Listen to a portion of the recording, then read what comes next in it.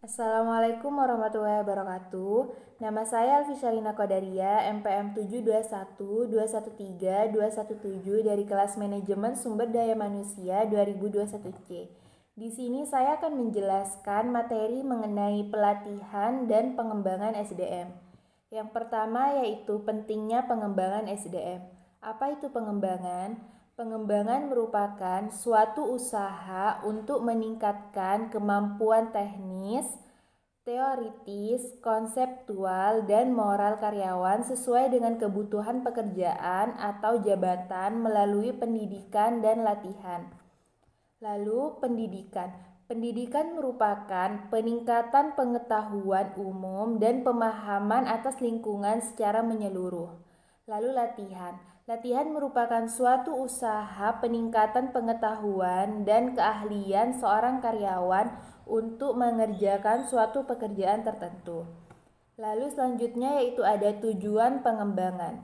Yang pertama yaitu meningkatkan produktivitas kerja, yang kedua yaitu meningkatkan efisiensi, yang ketiga yaitu mengurangi kerusakan, yang keempat yaitu menghindari atau mengurangi kecelakaan, yang kelima yaitu meningkatkan pelayanan konsumen, yang keenam yaitu memperbaiki dan meningkatkan moral karyawan, yang ketujuh yaitu meningkatkan karir, yang kedelapan yaitu meningkatkan cara berpikir, yang kesembilan yaitu meningkatkan kepemimpinan, dan yang terakhir yaitu meningkatkan prestasi yang pada akhirnya berdampak pada peningkatan balas jasa atau gaji.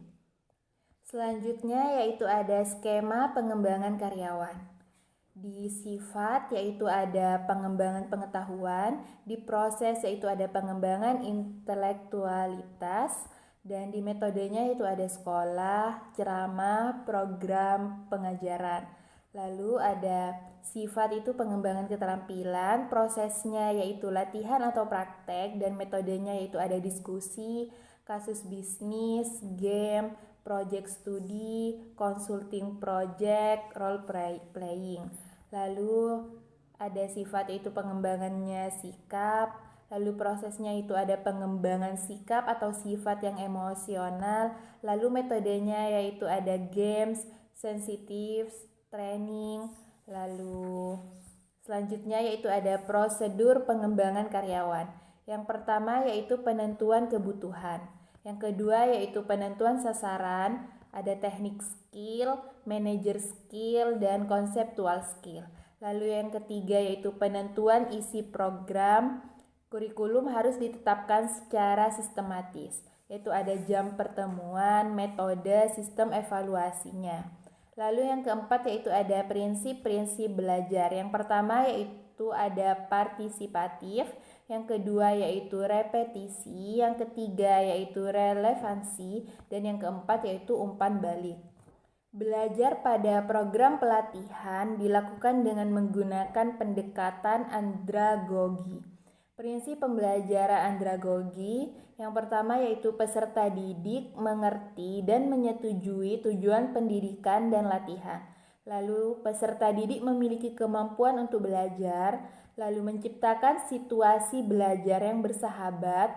Lalu yang keempat yaitu ada penataan ruang yang menyenangkan. Yang kelima yaitu peserta didik berperan serta dalam penyelenggaraan latihan dan pendidikan. Yang keenam yaitu menggunakan pengalaman peserta didik sebagai bahan belajar, dan yang terakhir yaitu menggunakan metode yang bervariasi. Lalu yang kelima yaitu pelaksanaan program. Metode pelaksanaan program yaitu ada classroom method, on the job, vestibul, dan magang. Lalu yang keenam, yang terakhir yaitu penilaian pelaksanaan program.